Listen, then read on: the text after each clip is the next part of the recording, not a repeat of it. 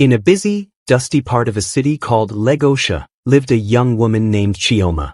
She was just 23 years old, but her eyes looked like they had cried many times. Her clothes were old, her hands were rough, but her heart was strong. Every morning before the sun even showed its face, Chioma tied a scarf over her messy hair, wore her torn brown boots, and walked quickly to a noisy construction site down the road. Chioma didn't have a fancy job. She didn't work in an office. She carried heavy blocks on her head. She mixed cement with a shovel. She pushed wheelbarrows full of sand under the hot sun.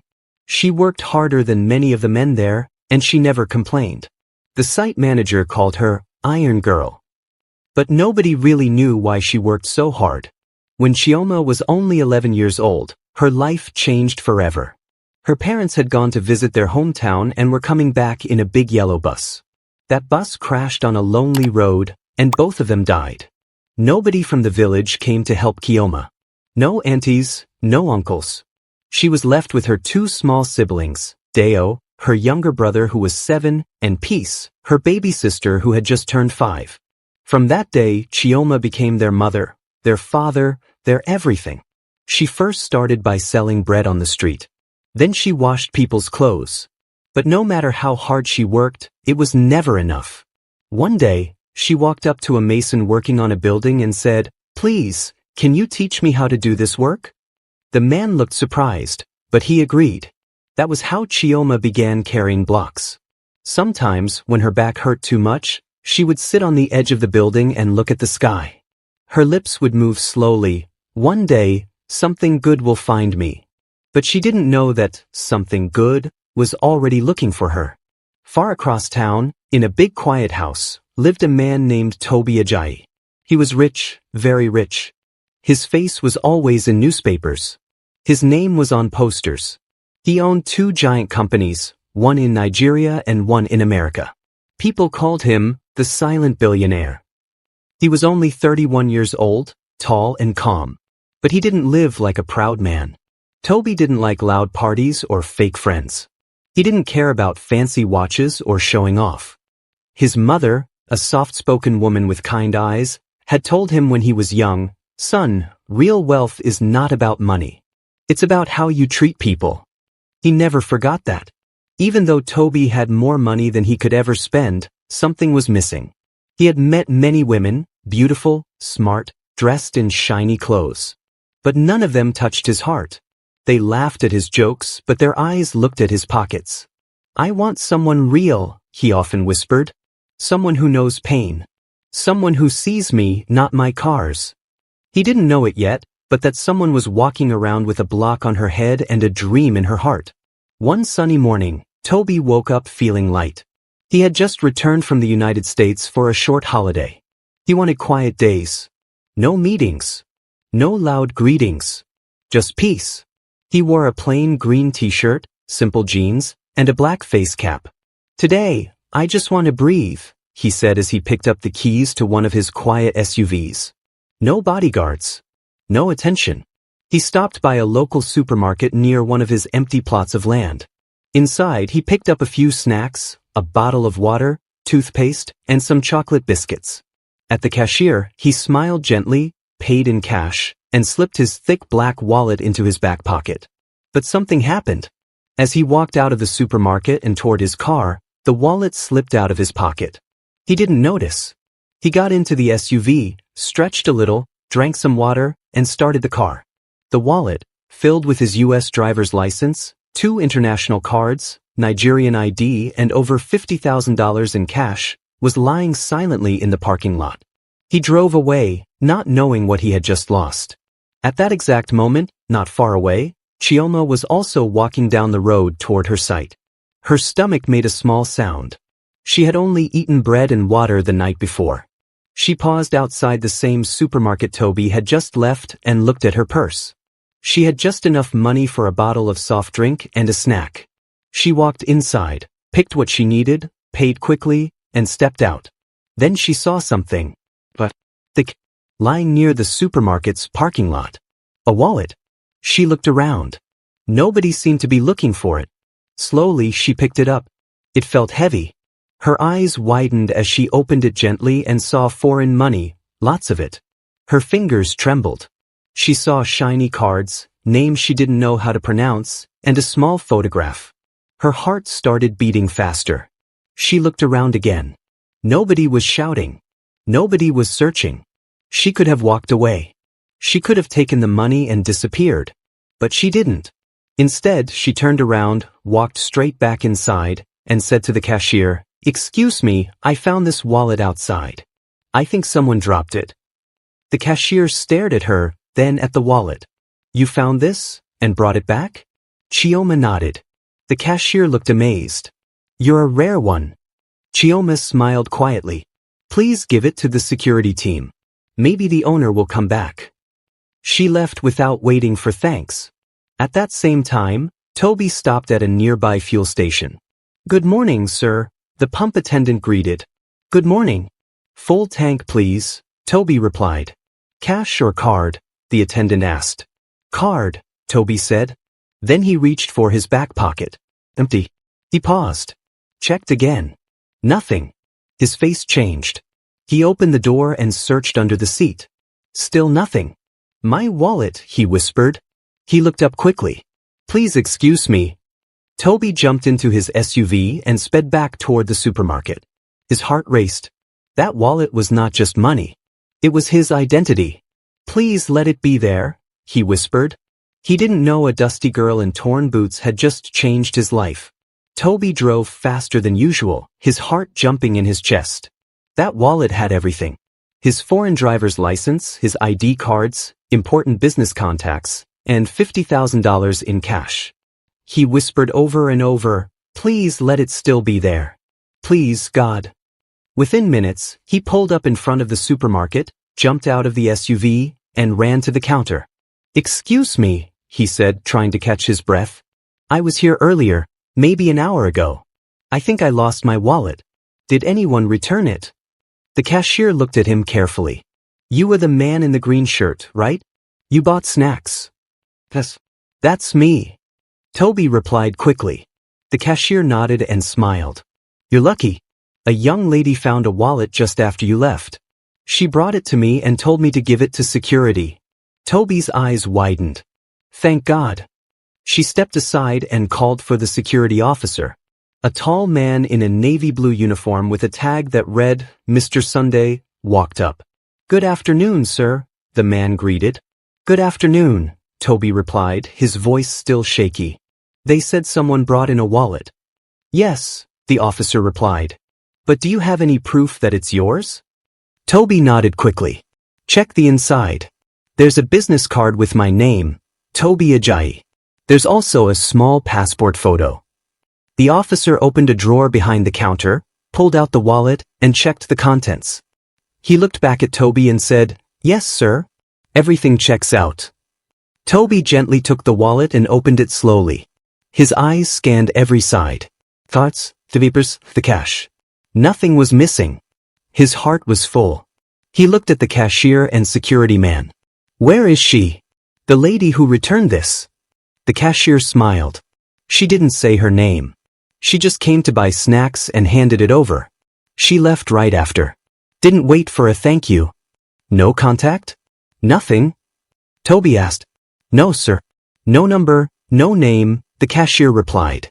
Toby paused, then asked for a pen and paper. He wrote his phone number, folded the paper, and handed it to the cashier. "If she ever comes back, please give this to her. Tell her I'm truly grateful." "I will," the cashier nodded. Toby reached into his wallet and handed them both some cash. "Thank you," he said, "for keeping it safe." They smiled and thanked him as he walked back to his car. But before he entered, he looked around the parking lot again. He hoped to see a dusty scarf or a quiet face, but she was gone. He didn't know her name. He didn't know her story. But she had left a mark on his heart. That night, Toby lay on his big bed, staring at the ceiling in the dark. The city lights flickered outside his window, but his mind was stuck on that girl. "She didn't take even a single naira," he whispered to himself. He sat up, ran a hand through his hair, and shook his head. "I don't even know her name. I wish she had stayed. I wish she had left a number." He laid back down slowly and stared into the silence. I hope she comes back. She deserves more than just thanks. She deserves the world. 3 weeks passed. The wallet was safe. Life continued. But Toby never forgot. Every day he thought about her. Every day he checked his phone, hoping, waiting. And then, one quiet afternoon, she returned. Chioma had finally saved a little money. She wanted to buy rice, gari, and milk for her siblings. As usual, she tied her scarf, wore her tired boots, and walked to the supermarket. She pushed the trolley inside slowly, eyes focused on the shelves. She didn't see the cashier waving at her. Excuse me, Ma, the cashier called. Chioma kept walking. Ma, please. Someone tapped her shoulder. She turned slowly. The cashier came forward, smiling. Good afternoon. Sorry to disturb you. Someone asked me to give you this. She handed Chioma a small folded paper. Chioma blinked in surprise. Who gave you this? The man whose wallet you returned. He left it here 3 weeks ago in case you ever came back. Chioma stared at the paper. A phone number. Carefully written in neat handwriting. Her heart began to beat fast. She hadn't expected this. She had even forgotten about it. Wow, thank you, she said softly. He was serious, the cashier said. He really wanted to say thank you. Chioma nodded slowly, her mind already floating far away. She continued shopping, but her eyes kept returning to the paper in her hand. What did he want to say? Did he just want to thank her? Or more? On her way home, Chioma gently placed the paper in one of her grocery bags. That evening, she made rice for Deo and Peace. They laughed and ate while she cleaned the kitchen. Later, while Peace was sweeping the living room, she picked up the empty grocery bags and took them outside to throw away. The next morning, Chioma woke up with a light heart. Today felt like a good day. Then she remembered. The paper. She rushed to her handbag and searched. Nothing. Her face dropped. She had placed it inside the bag of groceries. Her eyes widened. Peace, she called. Her sister came in. Yes, Auntie? Where are the nylon bags I brought from the supermarket yesterday? I threw them away last night. Chioma froze.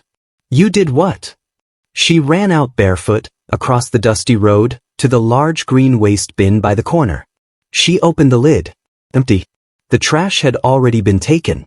She stood there, frozen, staring into the empty bin.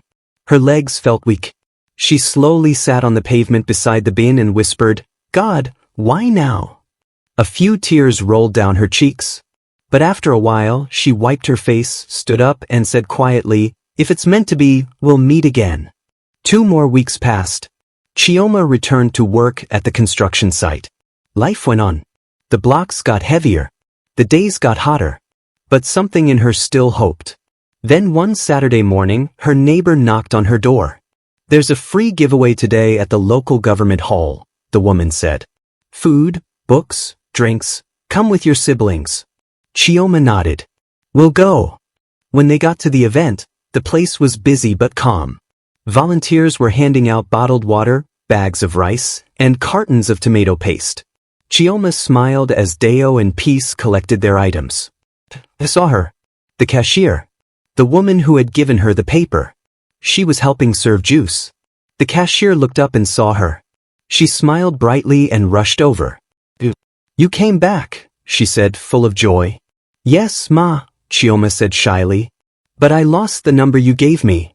It's okay, the woman said. Guess what? What? Chioma asked. The man's here. He's the one sponsoring this whole event. Chioma's heart jumped. She couldn't speak. The cashier looked around and pointed to a black SUV parked at the corner. That's him. He's inside that car. Let me go tell him you're here. Chioma shook her head fast. Please don't. I didn't come for that. But the woman was already walking away with a big smile on her face. Chioma stood still, her heart beating like a drum. Then the car door opened. And out stepped Toby. Their eyes met. He walked toward her, smiling gently. I finally found you, he said softly. Chioma lowered her head and smiled back. Good afternoon, sir. What's your name? He asked. Chioma, she replied. He looked into her eyes. You don't know how long I've waited to meet you. Toby couldn't stop smiling. He stood in front of Chioma like a child seeing the sun after many rainy days. You don't know how much it means to finally meet you, he said softly. Chioma looked down at her fingers. I lost the paper you gave me. It's okay, Toby replied gently. Maybe we were meant to meet again like this. He reached into his pocket and brought out his phone. Please, type your number here. Chioma took the phone carefully and entered her number. Toby gave her a missed call immediately, so she could save his. Please call me when you get home, he said. I will, she replied, smiling softly. Before he left, Toby walked to his car and returned with a small brown envelope. Use this for your groceries, he said, handing it to her. Chioma's heart warmed. She didn't look inside the envelope. She just held it close to her chest and whispered, Thank you, sir. God bless you. Toby smiled, nodded, and turned to join the event organizers. Chioma turned slowly and began walking toward the bus stop. She had no idea what was about to happen next. The bus was almost full when Chioma climbed in. She squeezed into a corner seat, holding her bag on her lap. Her rice pack rested between her feet. As the driver shouted the next stop, Chioma reached into her bag to get some money. But her phone was sitting on top of the cash. She gently placed the phone on her lap, took the money, paid the driver, and prepared to get down. But as she stepped off the bus, she forgot something. Her phone. It slid quietly from her lap to the floor of the bus, unnoticed. The door slammed shut, and the bus drove away. Chioma didn't even know. She walked home, smiling gently, thinking about the man she had just seen again. The way he looked at her. The kindness in his voice. She opened her door, dropped her bag, and reached in to call him. Her phone was gone. Her heart dropped like a stone. She ran to the road, but the bus was long gone. She had no number to call. No way to reach him. Again, he was gone. She sat quietly on the floor. Her eyes filled with tears, but she refused to cry. Instead, she whispered, God, I still believe. If it's meant to be, it will find me. That night, Toby was full of joy. He remembered her shy smile. Her soft voice. The way she held the envelope without looking inside. He picked up his phone and dialed her number. But it didn't ring. It went straight to voicemail. He waited 30 minutes and called again. Still off. Maybe her battery is low, he said to himself. Maybe she's resting. But by the next morning, her number was still off. Something inside him grew worried. He dressed quickly and drove back to the supermarket. The same cashier was there. Good morning, sir, she said brightly. Good morning. Please, do you know where she lives? Chioma? The cashier's smile faded. She shook her head slowly. No, sir. She never told me. I wish I knew. Toby nodded slowly. All right. Thank you. He walked back to his car, heart heavy with questions. Did she block me? Was she okay? He didn't know. He sat in the driver's seat for a long time, staring through the windshield. Then, finally, he started the engine and drove away. 2 days later, Toby decided to visit an elderly relative in a quieter part of the city. He hoped the trip would help clear his mind. As he drove down a dusty side street, he noticed a small wooden stall near the roadside. An old woman sat beside it, her head leaning against the wall. A few bananas lay on a tray in front of her. She looked tired. Forgotten. Toby slowed down. Something about her looked familiar. As he got closer, he looked at her face again. His chest tightened. He parked the car quietly and stepped out. He walked over slowly, unsure but hopeful. He bent slightly and called out, Mommy? The old woman stirred. Her eyes opened slowly, confused. Please, who are you? She asked, voice weak. It's me, Toby. Toby Ajayi, son of Benjamin and Isabella. Her eyes widened. She stared at him for a long moment, then covered her mouth. Benjamin? And Isabella? She asked again. Toby nodded. I'm their son. Suddenly, she gave a small cry of joy and hugged him tightly. My son, she cried. You've grown into a man. I carried you on my back when you were a baby. I worked in your parents' house. I fed you pap. Toby smiled and held her gently. Mommy, What are you doing here? Why are you sleeping outside like this? The old woman sighed and looked away. My son, it's a long story. Toby didn't need to hear more. Come, he said. Let me take you home. She nodded without question. He opened the door to his SUV and helped her inside. That night, she had a warm bed, a hot meal, and clean clothes. The next morning, Toby walked into her room with a big smile. Good morning, Mommy, he said. The old woman sat up, tears already in her eyes. Good morning, my son. Toby quickly grabbed a handkerchief and wiped her tears. Don't cry, he whispered. You're safe now. But she couldn't stop. Her voice trembled. You don't know what you've done for me, she said. You've pulled me from shame. From hunger. From darkness. Toby sat beside her. Mom, please, tell me what happened. Her story was slow and painful. After your parents traveled to America, they gave me some money. I used it to start a small business, selling food items at the market. I even rented a room. Things went well for a few years, she said. But the market changed. Prices went up. People stopped buying. My goods spoiled. I began to lose everything. One day, the landlord came and asked for rent. I begged for time, but he refused. He threw my things out. I started sleeping inside my market stall. She paused. Toby's eyes were already red. One night I was sleeping in the stall when some men broke in. They carried guns. They stole my money, my phone, even my food. Toby sat still, fists clenched. After that, she said, voice breaking, the shop owner locked me out. I had nowhere to go. I ended up beside the road. That's where you found me. Tears rolled down Toby's cheeks. He didn't try to hide them. I'm so sorry, Mommy. She looked at him gently. No, my son. I'm happy again. Because of you. Toby stood up slowly, his face firm. You will never beg again. And he meant it. That same day, Toby walked into his study and picked up the phone. He called his site engineer. Good morning, sir, the man answered. Morning, Toby said calmly. I have a special job. I'm listening, sir. I need you to build a 4-bedroom house. Simple. It must be ready in 2 months. 2 months, the engineer repeated. Yes, Toby said. It's for someone very special. She deserves peace. Consider it done, sir, the engineer said. Construction began the next week. The house was in a quiet, peaceful part of Lekki. Brick by brick, the home began to rise. And then, one sunny afternoon, Toby decided to visit the site. He parked his SUV quietly and stepped out. The roof was not yet complete, but the walls were tall. As he walked closer, something caught his eye. A girl wearing a dusty scarf, carrying a block on her head. She looked tired, but her face looked familiar. Toby stopped in his tracks. His heart started beating faster. He whispered to himself, wait, could that be? Toby stood still. The sun was hot, but he didn't feel it. He stared at the girl walking past with a heavy block on her head. Her clothes were old. Her hands were covered in cement. Her face was sweating. But her face was the same one he had been searching for in his dreams. He took a slow step forward.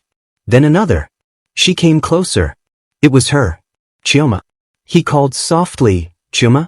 The girl stopped. She turned slowly. Her eyes met his. She gasped.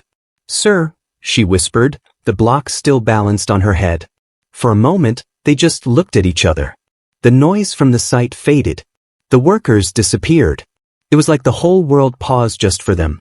Who? Again? She asked, her voice shaking. Toby nodded, stepping closer. Yes. I've been trying to find you. I called your number. It never rang. Chioma looked away. I lost the phone. I left it in a bus. Toby's heart squeezed. You didn't block me? No, sir. I never would. I was going to call you that day. He looked at her face, tired, sunburnt, but honest. You're carrying blocks, he said softly. Chioma looked down. Yes. I'm still working here. I have to feed my siblings. Toby shook his head slowly. Even after returning a wallet full of money, you still chose to work, to sweat, to survive. He stepped even closer. Drop the block. Chioma blinked. Sir? Please, he said gently. Drop it. You won't need to carry it anymore. She slowly bent down and placed the block on the ground. She stood up, wiping her hands on her shirt, her eyes full of questions. Toby looked her in the eye. I own this land, he said. I'm building a house here. But not just for anyone. For someone who deserves peace. For someone strong. Someone honest. Someone like you. Chioma's eyes widened. Sir, me? Yes, Toby said. You didn't steal from me when you had the chance. You helped me when no one else was watching. That means more to me than gold. He paused, then smiled softly. Come with me. That day, Toby took Chioma home, not just to feed her, but to know her. They sat in his living room. She told him about her parents, her siblings, her pain, her dreams. He listened, and listened. Then he asked to meet Deo and Peace. Chioma agreed. When he saw the children, he knelt down and greeted them like a friend. He gave them snacks, helped them with their homework, and even played ball with Deo in the yard. It wasn't long before the children started calling him Uncle Toby. Weeks passed. Toby didn't just build the house. He filled it. He put beds in every room, food in every cabinet, clothes in every closet. Then one quiet evening he took Chioma there and handed her the keys. She stood at the doorway, shaking. Is this really for us? Yes, Toby said. This is your new home. You've earned it. She didn't speak. She couldn't. Tears rolled down her cheeks. She dropped to her knees and whispered, Thank you, God. Thank you. Toby helped her up gently. You are the blessing, he said. Life began to change. Chioma stopped carrying blocks. She started a small cooking business. Toby helped her with the tools and space. Her food was so good that even his workers started ordering lunch from her every day. Deo and Peace started going to a better school. Their shoes were clean. Their faces were brighter. One evening, as the sunset turned the sky orange, Chioma and Toby sat in the backyard, drinking mango juice. You know, Toby said with a smile, when I lost that wallet, I was angry. I thought I had lost something important. He looked at her gently. But I didn't lose something. I found someone. Chioma smiled, blushing. She looked down at her hands. Toby reached for them. Chioma, he said softly, you've shown me what honesty looks like. What strength looks like. What love looks like. She blinked. I'm not like the rich ladies you know, she said. He laughed. That's why I love you. Her eyes widened. You love me? Yes, he said. With everything. Chioma's heart beat fast. She didn't know what to say. Toby held her hand gently and said, Will you be mine? Chioma looked into his eyes. Then she smiled with tears in her eyes. I already am. A year later, the house was filled with music, laughter, and bright flowers. Deo wore a tiny suit. Peace wore a pink dress with shiny shoes. Guests sat on white chairs as music played softly in the background. Chioma stood by the window, her heart pounding. She wore a white dress. Simple. Elegant. The scarf was gone. Her hair was braided neatly, her smile soft and real. The door opened. Toby stood there. In a black suit. Eyes full of love. Ready? He asked. She nodded. Then slowly, they walked into the garden where family and friends waited. As they stood under a small tree covered in white ribbons, the priest smiled and said, Today, we witness the marriage of two people from two different worlds. But it wasn't wealth that brought them together. It was honesty. It was kindness. It was faith. When Toby looked at her and said, I do, his voice didn't shake. When Chioma looked back and said, I do, the whole garden clapped and cried. And when they kissed for the first time as husband and wife, the sun smiled down gently. Because it was not just the end of a love story. It was the beginning of a beautiful forever. What did this story teach you? Share your thoughts in the comments. Like, subscribe and turn on notifications so you never miss another powerful tale. Thank you for watching. Stay kind, stay true, and keep believing in the magic of stories.